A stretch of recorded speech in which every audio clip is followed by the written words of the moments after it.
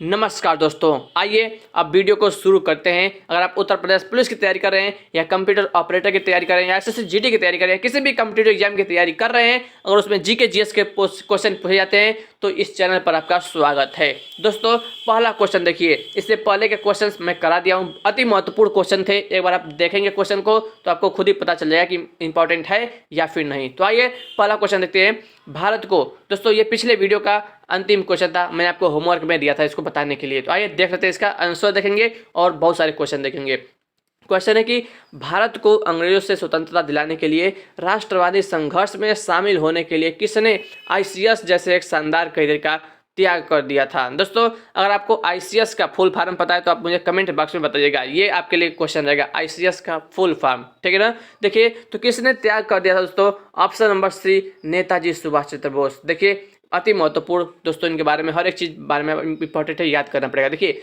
सुभाष चंद्र बोस का जन्म 23 जनवरी 1897 में उड़ीसा के कटक नामक स्थान पर हुआ था। 23 जनवरी 1897, ठीक है।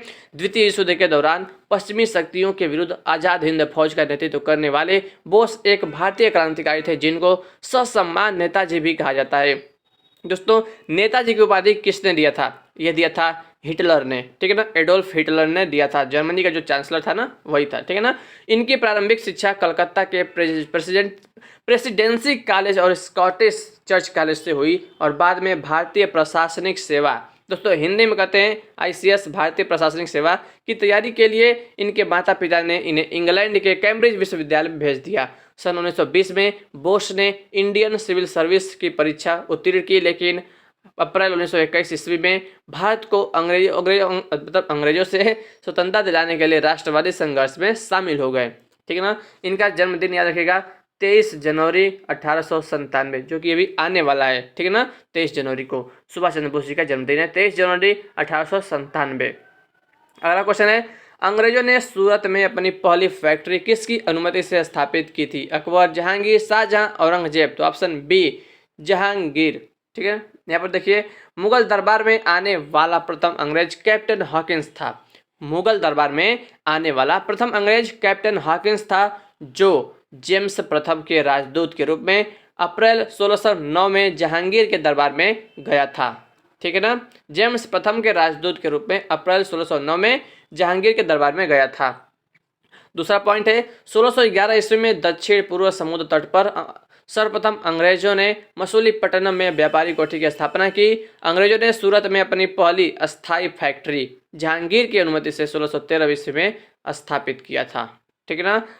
दोस्तों, याद रखिएगा कि प्रथम अंग्रेज कैप्टन हॉकिंस आया था जहांगीर के दरबार में अप्रैल 1609 में, ठीक है ना। और पहली फैक्ट्री जो है अस्थायी सूरत में स्थापित किया गया था, ठीक है ना, 1613 में। अब अगला क्वेश्चन देखते हैं। निम्न में से कौन सा 1857 की क्रांति का कारण नहीं था? लॉर्ड डलहौजी की अपहरण की नीति, सैनिकों को सुअर और गाय की चर्बी के कारतूस देना, भारतीयों का संगठित और शक्तिशाली होना, भारतीयों का आर्थिक शोषण। तो कारण नहीं था दोस्तों, ऑप्शन सी, भारतीयों का संगठित और शक्तिशाली होना, ठीक है। इसको पढ़ लेते हैं डिटेल में। 1857 की क्रांति का कारण, क्या कारण था? राजनीति, आर्थिक, सामाजिक, धार्मिक, सैनिक विद्रोह तथा अन्य तात्कालिक कारण थे, जैसे लॉर्ड डलहौजी की हड़प नीति, सैनिकों को सुअर गाय की चर्बी के कारतूस देना और भारतीयों का आर्थिक शोषण करना आदि। जबकि भारतीयों का संगठित और शक्तिशाली होना 1857 की क्रांति का कारण नहीं था, ठीक है। अगला क्वेश्चन देखते हैं। गोवा को भारत सरकार ने किस देश के हाथ से मुक्त किया? फ्रांस, ब्रिटेन, पुर्तगाल या फिर जर्मनी। तो ऑप्शन सी, पुर्तगाल, ठीक है ना। आइए देख लेते हैं। देखिए, गोवा क्षेत्रफल के अनुसार भारत का सबसे छोटा राज्य है। इसकी राजधानी पणजी है। गोवा पहले पुर्तगाल का एक उपनिवेश था। पुर्तगालियों ने गोवा पर लगभग 450 वर्ष तक जो है शासन किया और दिसंबर 1961 में सैन्य कार्यवाही द्वारा पुर्तगालियों से प्राप्त किया गया था। दोस्तों, इसका आपको आंसर बताना है। क्वेश्चन ये है कि गोवा को आज़ाद कराने के लिए जो है भारतीय सेना द्वारा कौन सा ऑपरेशन चलाया गया था, ठीक है ना। इस ऑपरेशन का आपको नाम बताना है। ये आज के लिए आपका होमवर्क का क्वेश्चन रहेगा, ठीक है ना, कि कौन सा ऑपरेशन चलाया गया था गोवा को आज़ाद कराने के लिए, ठीक है ना। अब देखते हैं अगला क्वेश्चन। भारत में तंबाकू के प्रचलन की शुरुआत किसने की थी? तो ऑप्शन डी, पुर्तगालियों ने किया था। आइए पढ़ लेते हैं इसको। तंबाकू पौधे की पत्तियों से प्राप्त होता है। ये भी क्वेश्चन दोस्तों। तंबाकू पौधे की पत्तियों से प्राप्त होता है। यह एक मादक और उत्तेजक पदार्थ है जिसमें निकोटीन होता है। भारत में तंबाकू का पौधा पुर्तगालियों द्वारा सन 1608 में लाया गया। भारत का विश्व में तंबाकू उत्पादन में तीसरा स्थान है। भारत में आंध्र प्रदेश तंबाकू उत्पादन में अग्रणी राज्य है। कौन सा प्रदेश है? आंध्र प्रदेश तंबाकू में। ठीक है, अगला क्वेश्चन है, मीरा बहन इनकी अनुयायी थी। किसकी अनुयायी थी मीरा बहन? तो आइए देख लेते हैं इसका answer. Option C Mahatma Gandhi इनकी महात्मा गांधी की अनुयायी थी। पढ़ लेते हैं डिटेल में। देखिए, मीरा बहन ब्रिटेन के नौसेना अध्यक्ष एडमंड स्लैंड की पुत्री थी। वाह, मतलब जिनका वास्तविक नाम था मैडेलिन स्लैंड। ठीक है ना, स्लैंड था। फिर से दोस्तों, जो मीरा बहन है वो कौन थी? ब्रिटेन के नौसेना अध्यक्ष एडमंड स्लैंड की पुत्री थी। ब्रिटेन के नौसेना अध्यक्ष एडमंड स्लैंड की पुत्री थी और उनका वास्तविक नाम था मैडेलिन स्लैंड। ठीक है ना। महात्मा गांधी के संपर्क में आने पर चरखा काटने और हिंदी में दक्षता प्राप्त की। यह महात्मा गांधी की अनुयायी थी। कौन? मीरा बहन। इनका नाम था मैडेलिन स्लैंड। ठीक है ना।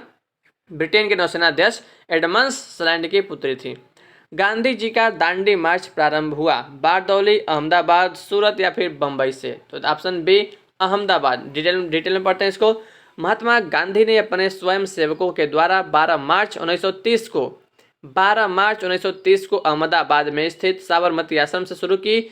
गांधी जी की इस दांडी मार्च यात्रा का मुख्य उद्देश्य अंग्रेजों द्वारा बनाए गए नमक के कानून को तोड़ना था। लगभग 24 दिन बाद 6 अप्रैल 1930 को दांडी पहुंचकर उन्होंने समुद्र तट पर नमक कानून को तोड़ा।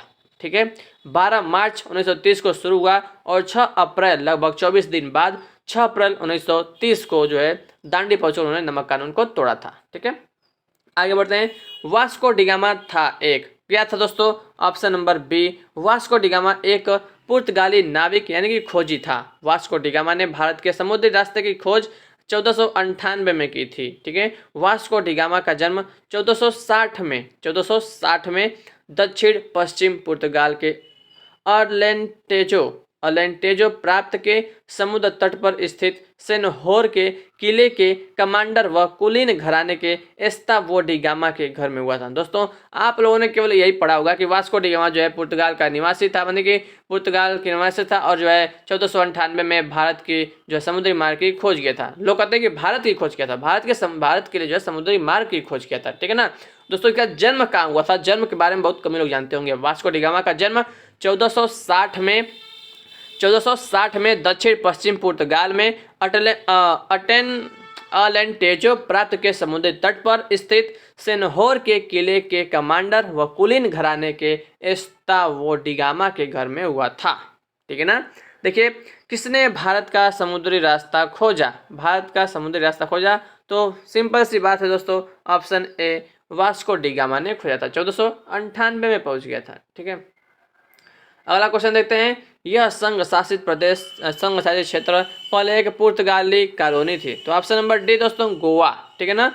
गोवा संघ शासित क्षेत्र पहले पुर्तगाली कॉलोनी थी जिसे भारतीय संघ ने सन 1961 में सैन्य कार्रवाई के द्वारा मिलाया गया तथा 12वें संविधान संशोधन द्वारा भारत का अंग बना दिया गया। 12वें संविधान संशोधन द्वारा। दोस्तों, आपको क्वेश्चन याद है ना? क्वेश्चन में पूछा था कि कौन सा ऑपरेशन चलाकर जो है गोवा को आज़ाद कराया गया था, तो बताइएगा। ठीक है ना। देखिए, अगला क्वेश्चन है, जलियांवाला बाग में गोली मारने के आदेश इन्होंने दिए थे। किसने दिया था दोस्तों गोली मारने का आदेश? तो ऑप्शन सी जनरल डायर। ठीक है ना, डायर ने दिया था। ये तो दोस्तों मैंने पूरा, ठीक है, इसको पूरा मैंने आपको बता दिया है। ठीक है ना, डिटेल में भी हमने पीछे पढ़ा था।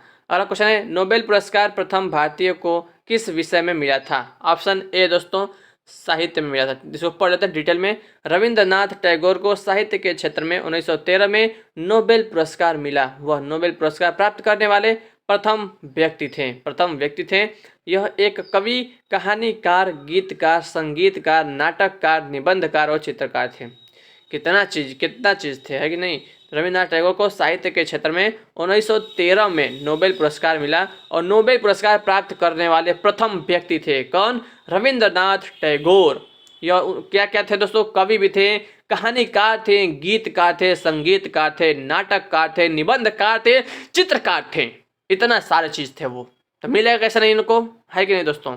तो दोस्तों अब हम भी मिलेंगे अगले वीडियो में नए क्वेश्चन के साथ। आपको दोस्तों होमवर्क का क्वेश्चन याद रखिएगा, किस ऑपरेशन के द्वारा गोवा को पुर्तगालियों से अलग किया गया था? सेना ने कौन सी कार्रवाई की थी, कौन सा ऑपरेशन चलाया था जिससे गोवा को आज़ाद करा दिया गया था? तो मिलता है दोस्तों आपसे अगले वीडियो में। इस चैनल को सब्सक्राइब जरूर करिएगा ऐसे ही और वीडियोज, ऐसे ही और धमाकेदार क्वेश्चंस को देखने के लिए। तो फ्रेंड्स, जय हिंद, जय भारत, वंदे मातरम।